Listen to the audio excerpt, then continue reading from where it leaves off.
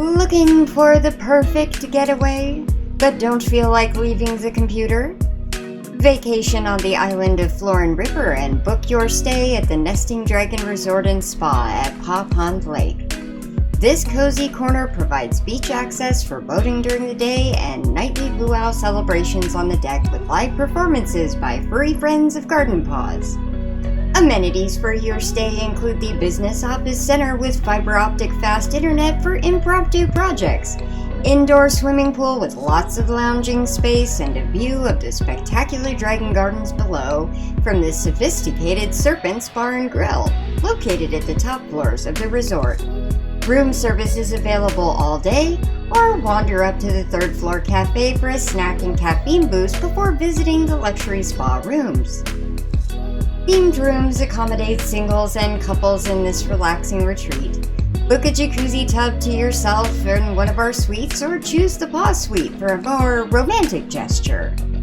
No need to worry about travel back to the city for shopping. It's on site with the Pampered Pet Store. You can find a new furry friend or stock up, as well as pick up your next garden improvement project at Fluffy's Flowers along the Dragon Garden Row. Create your own masterpiece in the Forest Gallery and Library on the second floor.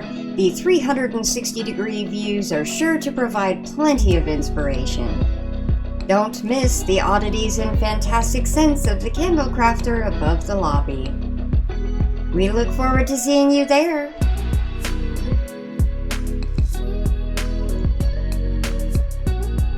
Hello, sim crafting game friends! That's my mock vacation ad there for a resort build on the recently released river map in Garden Paws, an ultra cute and wholesome farming simulator where you save your grandparents' farm by starting up a storefront. It's available on Steam for PC and coming really soon to Nintendo Switch, like maybe within the next week, we hope?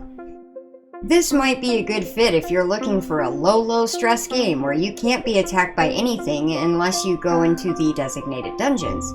About the most stress one can have is trying to fit so many activities into a short in-game day before it's over.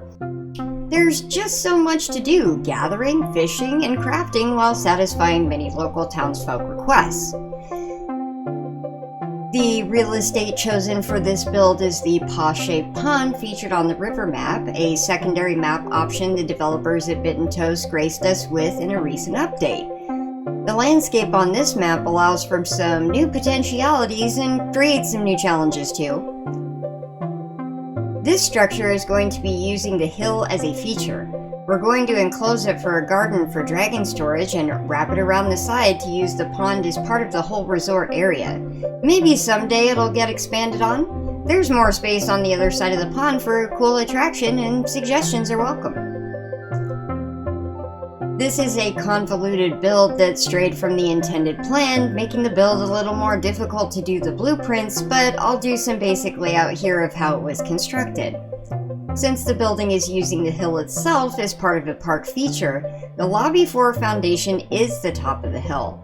These foundation pieces in the end will end up being the lobby, walkway, and paw suite, which are adjustable to whatever one might want to build within a similar structure.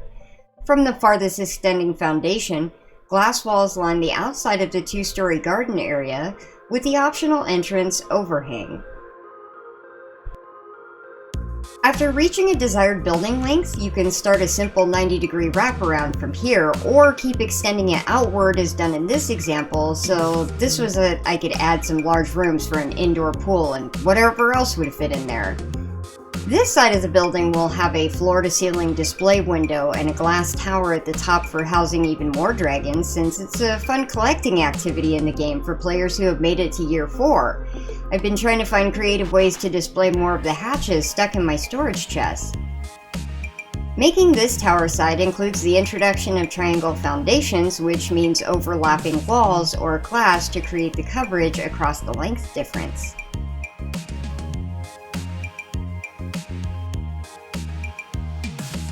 In this particular location around the pool, we can only go so far before we'd run into Bunny Thorn's home and Carrot Patch. So, keeping the backside wrapped around the hill would allow a few foundations of deck extension without completely crowding it.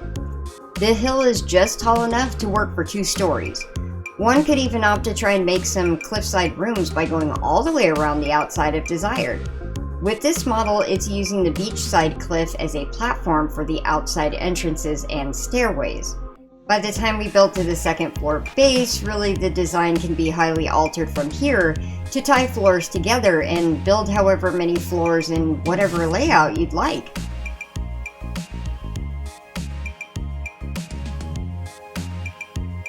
In this pan around, parts of the third floor are already constructed because I wanted a big enough display area to house some of the fruit trees, which take up a little more than 2 stories themselves. The trees can really add to the color of the build if you're using mostly plain white walls, so this means more glass for the third story to the garden. In order to do the racetrack on my 4th year island, it required running 4 furnaces between farming materials full time, and I had plenty left over for making an inner hallway also made of glass that overlooks the gardens from above. Since I was going for a rough recreation of the Coeur d'Alene Resort in Idaho, it took 4 more floors to complete the tower plus a roof level. 3 more floors were added to the hilltop portion aside the end entrance to the lobby and candle shop, which are only 2 floors. You could also add a lot more if you wanted to. My only warning is that it's a heckin' challenge getting a place this large filled up with furniture. It will just take as long as building, if not longer, but it's satisfying when you're done though, for sure. While I let the rest of this time-lapse run, I thought it might be fun to listen to excerpts from this podcast on History Unplugged on how dragons, being mythical creatures, made their way into so much of our classic literature so frequently. Dragons don't exist, and I hate to say it, but they've never existed. So, if they've never existed, why are they in the folklore of almost every culture on Earth, cultures that are separated by continents and oceans, and these dragons share a lot of similarities with one another?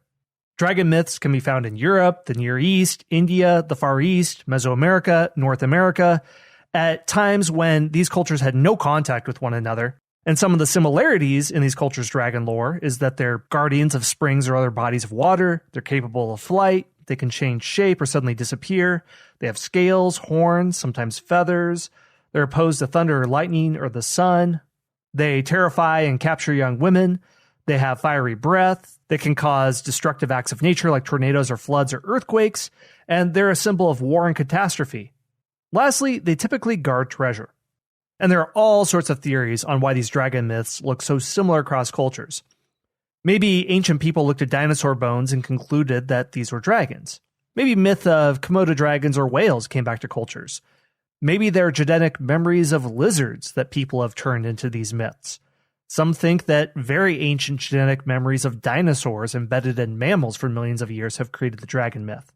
Maybe there's an Ur myth of dragons that started in ancient civilization, like Mesopotamia or Egypt, that spread across all other human civilization.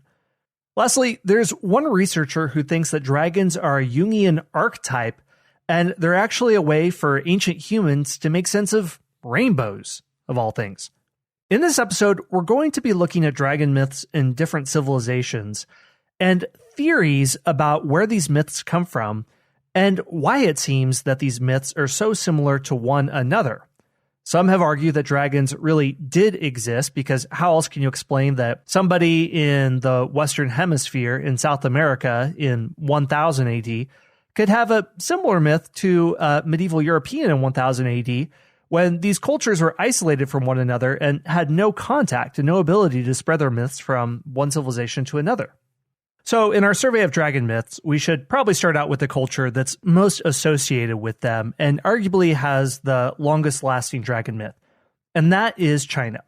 Their dragon myths go back more than 5,000 years. Dragons symbolized in Chinese imagery imperial rule and good fortune. Dragons of Chinese legend dwell in distant waters, and they can fly, even though they typically didn't have wings. They're thought to bring the rain and the fruits of the soil. So in the Chinese zodiac, dragon years are the most notable. And dragons appear in the forms of puppet costumes and New Year celebrations, boats and festive races, and ornamentation on buildings, and they're all over the place. So the dragon symbol is almost as omnipresent now as it was thousands of years ago. The Chinese design influenced dragon imagery in other Asian countries, in Japan and Vietnam, and reaching out to other parts of Southeast Asia. You can find the dragon on the flag of the small Himalayan nation of Bhutan.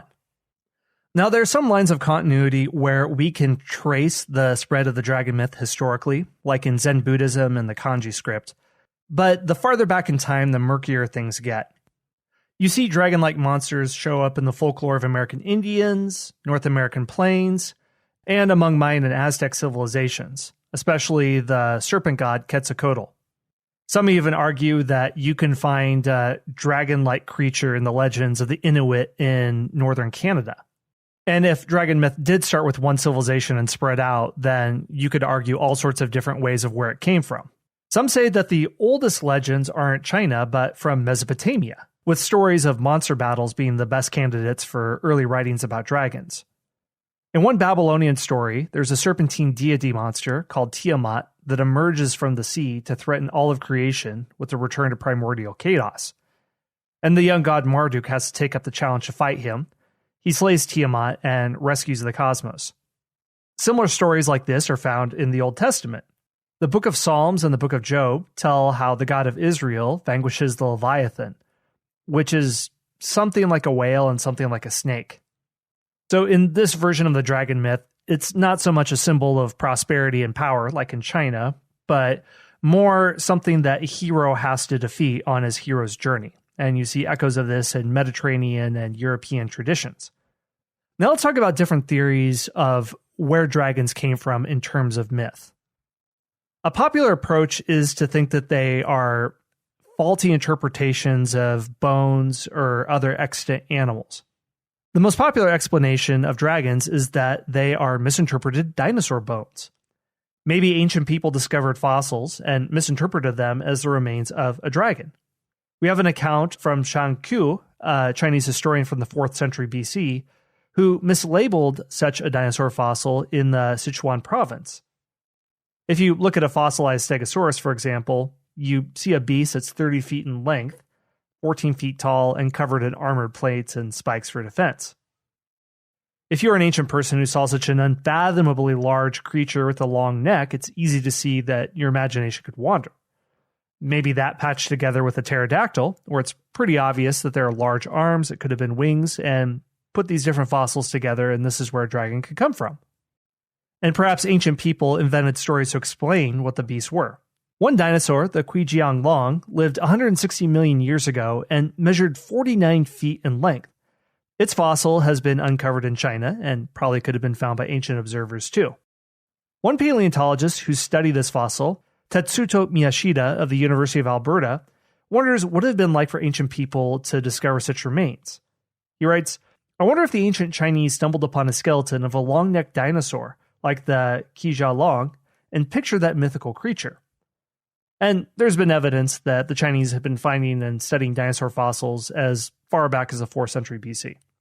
Another animal that could be a contender for a misidentified dragon is the Nile crocodile. It's native to sub-Saharan Africa, and it may have had a more extensive range in ancient times, going up the Nile, and perhaps it inspired European dragon legends by swimming across the Mediterranean to Italy or Greece. The largest of all crocodiles, and they can reach up to 18 feet in length. They're also capable of a movement called the high walk, in which the trunk is elevated off the ground. So if you saw a giant lumbering crocodile, and you're a sailor who isn't educated, and sometimes you're out on the seas for a while, your imagination gets the best of you, this is another source that the legend could have come from. If you go further afield, let's go to Australia and take the iguana into consideration. Australia has a number of monitor lizards, also known as iguanas. They're large predatory animals that have razor-sharp teeth and claws and can rend their prey like a dragon does, and they're important figures in Aboriginal folklore. Some studies indicate that iguanas may have produced venom that caused bite victims' wounds to develop infections after an attack. So amongst Aborigines, at least, this could be a source of the dragon myth. The last interesting source, and this is lesser identified than dinosaur bones or Nile crocodiles, are whales. Some argue that the discovery of megafauna, like whales, prompted stories of dragons. Ancient humans may have encountered whale bones or even encountered a whale washed up on the shore of a beach and would have no way of knowing that these animals were primarily sea-based. They merely just found their final resting place on the beach. And the idea of such massive creatures could have led people to assume that whales were predatory. Whales were poorly understood for most of human history because they spent most of their time underwater. And if you just saw it sounding as a sailor on the open ocean and saw glimpses of a massive creature, you'd have no idea what you were dealing with. One example in ancient literature of humans trying to make sense of these behemoths is in the book of Job in the Old Testament, where a creature is identified called the Leviathan. And it shares characteristics with the mythological whale sent by Poseidon to attack Ethiopia. Here's how it's described in the book of Job. I will not fail to speak of Leviathan's limbs, its strength and its graceful form. Who can strip off its outer coat? Who can penetrate its double coat of armor? Who dares open the doors of its mouth, ringed about with fearsome teeth? Its snorting throws out flashes of light, its eyes are like the rays of dawn. Flames stream from its mouth, sparks of fire shoot out. Smoke pours from its nostrils, as from a boiling pot over burning reeds.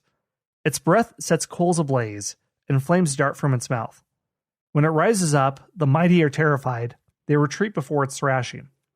The sword that reaches it has no effect, nor does the spear or the dart or the javelin. Iron it treats like straw, and bronze like rotten wood. Nothing on earth is its equal, a creature without fear. It looks down on all that are haughty. It is king over all that are proud. Another animal that is a contender for being misinterpreted as a dragon are snakes. In ancient Egypt, there was a deity known as Apep, the serpent of the Nile. The giant snake was called the Lord of Chaos, and he was an opponent of light and truth. He was thought to lie just below the horizon, always waiting for his chance to swallow the sun. At other times, he was believed to descend into the underworld to eat the souls of the dead. So he's very different from a traditional dragon. But what he points to is a theory about why the dragon myth is so widespread, and that has to do with Jungian archetypes. David E. Jones wrote in his book, An Instinct for Dragons, that the belief in them points to a perennial fear held by humans. He argues that, like monkeys and dogs, humans or humanoids, bipedal creatures, are instinctively afraid of snakes and other large predators that are poisonous. James argues that the collective human consciousness invented dragons over the centuries due to this embedded fear that humans have.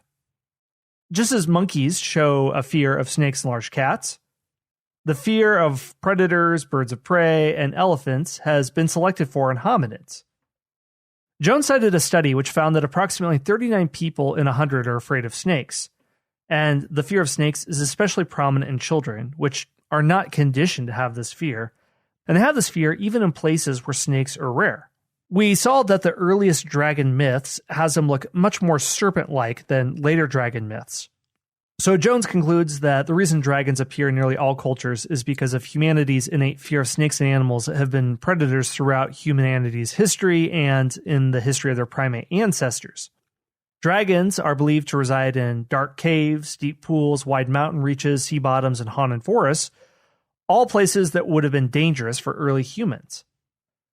Others have followed up on this idea of dragons as the embodiment of our unspoken fears.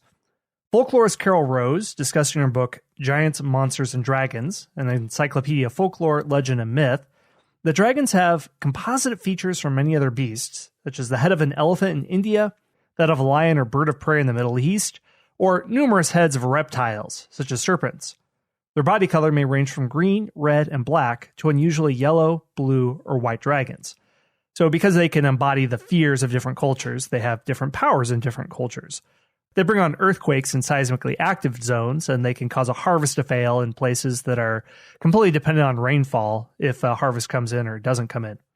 Zoologist Carl Schuker describes dragons in his book Dragons, A National History, that includes giant snakes, hydras, dragon gods, and gargoyles, and more obscure variants like basilisks, wyverns, and cockatrices. So what a dragon can do is adapt to cultural and literary expectations of the era.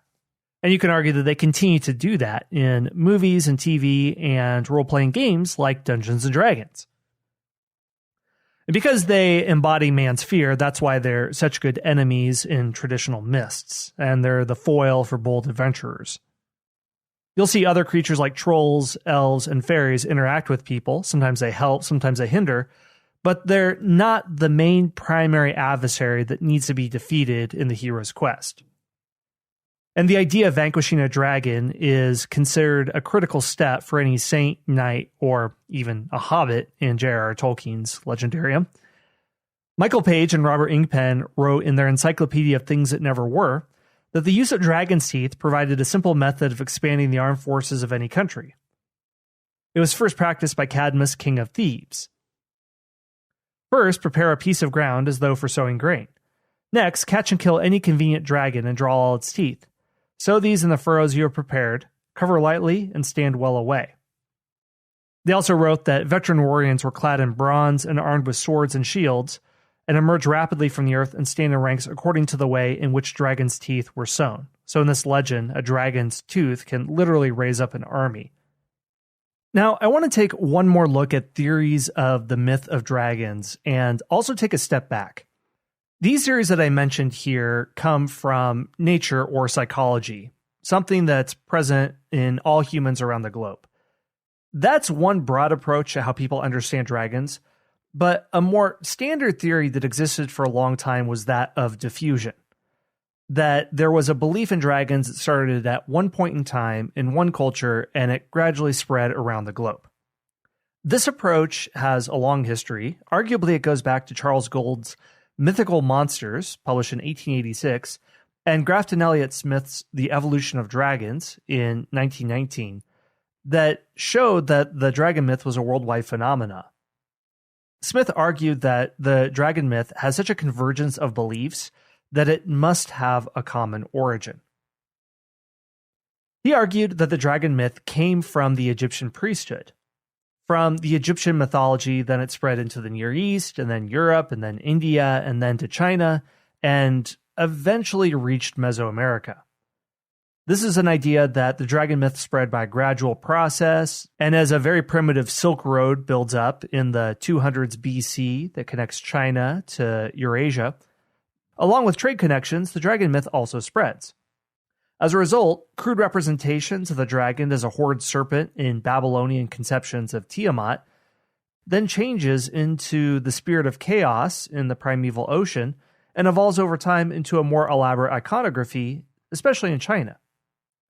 Later writers rejected Smith's Egyptocentric theory of world civilizations, but his general proposal that the dragon myth was invented at one time and then spread and borrowed and changed over most of the globe was mostly accepted by researchers until fairly recently. But the alternatives are tricky because then, if we propose a theory of independent development all over the world, then why would dragon myths repeatedly have some of the same characteristics over and over again? That around the world, dragons are associated with waterfalls and pools and caves and being controllers of rain and being serpents and having horns and feathers and bodily attributes, characteristic of warm-blooded animals while having the body of a snake.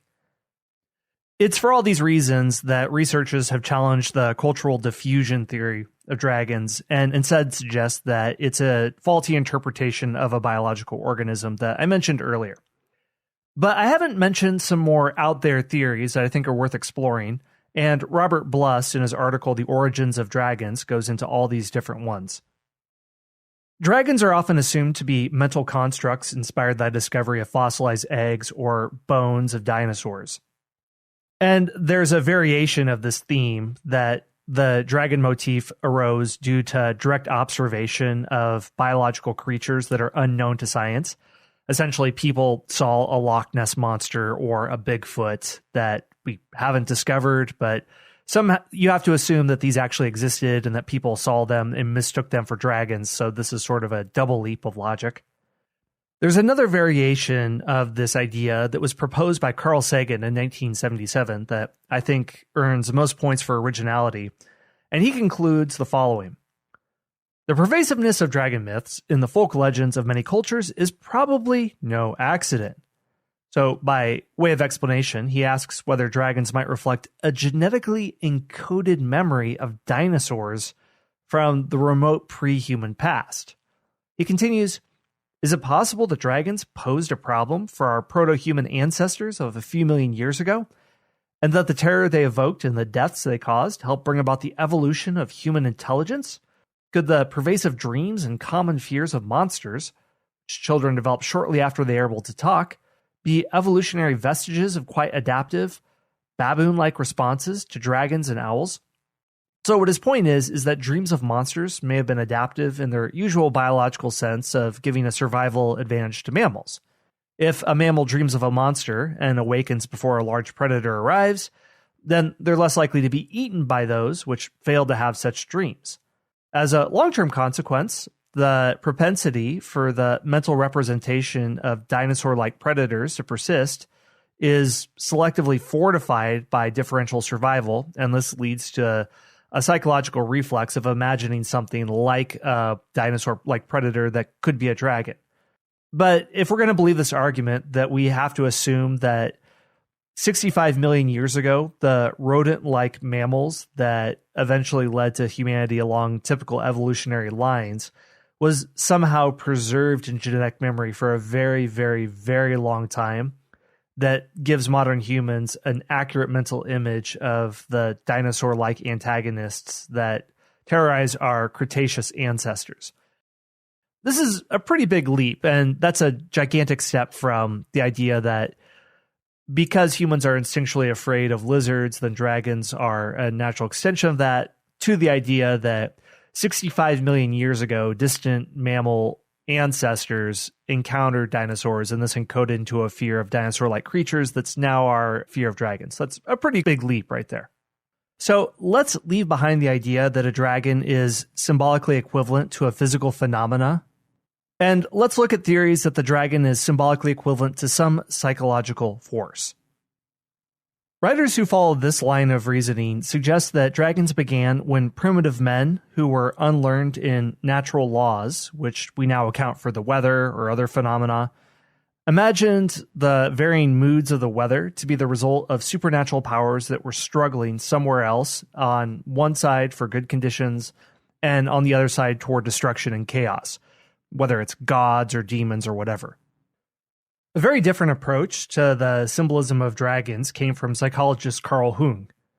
In one passage in an article he wrote in 1956, he described the dragon as a symbol of the unconscious, calling it perfectly expressing the latter's sudden and unexpected manifestations, its painful and dangerous intervention in our affairs, and its frightening effects.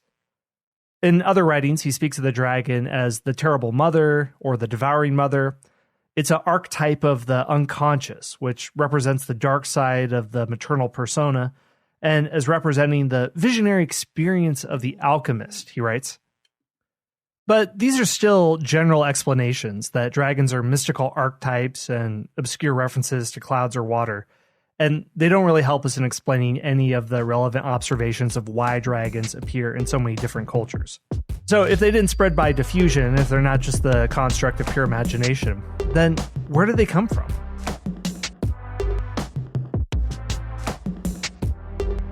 If you want to hear the rest of the myths detailed out in the podcast, you can find it in the description below.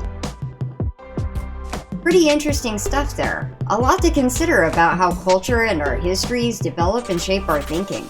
Or that genetic memory could have such a powerful influence. These are cool concepts to take away about how they affect life, and so many ancient civilizations might have planned a good part of their actions on the will of dragons that didn't exist. Okay, deep dive over, let's get back to some building. At some point during the interior decorating, a rainbow appeared through the window, leaping to action because this means a unicorn is on a distant island for the day. And my day was already running out because I had been hyper-focusing on finishing the inside of the studio gallery. It's 11:35 and I have less than an in-game half hour to make it. Don't forget to take a stable and legendary rainbow feed along with you to catch one of your own if you've got them in stock. There are other legendary spawns that can be unlocked through in-game achievements, such as the giant chicken for raising 100 chicks, or the big penguin for taming 100 penguins. But the unicorn is the easiest, as it just requires the achievement of collecting 100 poops before the legendary feat will now appear in your player crafting menu. You'll find the unicorn on one of the outer islands. This just happened to be next to the beehive, but I've also found one right near where the tameable horses spawn too. Using the drone camera to scout might save you time and a headache. Like most animal taming, throw down a corresponding habitat and feed. Luckily with the legendaries it only requires one meal, and you now have an awesome sparkly new friend. I'm donating unicorns, by the way. I'll continue to catch them when rainbows pop on their 1% RNG, and I'll be happy to give them away in Discord. Just tying up this build with a few pieces appropriate for a resort or hotel setting. Thankfully the game provides quite a few options to make some themed rooms for the fun of it. Paintbrushes were used sporadically to change floors and walls, but most of the surfaces were left in the form in which they were crafted. For those who don't already know, you can paint the glass using a furniture brush to get different colors of tint. Definitely can add a nice touch of color to the builds. I used them all over my miniature San Francisco build, which I'll sneak a preview at here at the end. All the options in this game add up to quite a bit of creativity, and the devs are teasing us in Discord with the latest developments on updates we'll be getting next. They're always adding to the game, and it's integrated with the Steam Workshop so you can make custom editions yourself. If you just give it a chance, I'll bet you can find something neat to build with a little time and some ingenuity. I hope you'll stop by Discord and share your builds with the Garden Paws community. Thanks for sticking around this long. I hope you enjoyed the video and found some more curiosities about why we're obsessed with dragons. And if you enjoyed this, I'll be making some more videos from Garden Paws, Scrap Mechanic, and Dragon Quest builders too, as well as others. If you have any neat science or literature links, drop them in the comments for future discussions. Take care, y'all. Bye-bye!